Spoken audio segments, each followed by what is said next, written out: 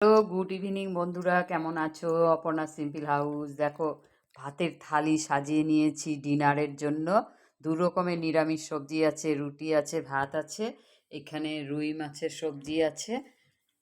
দেখো, ভাতের থালি সাজানো।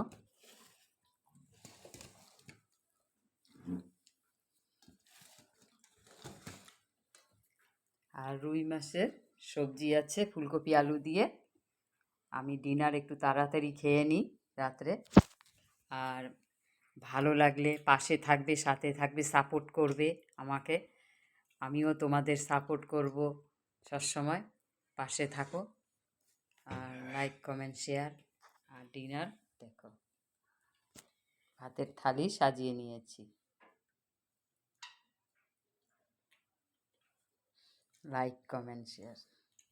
ভালো থাকো, সুস্থ থাকো। Good night.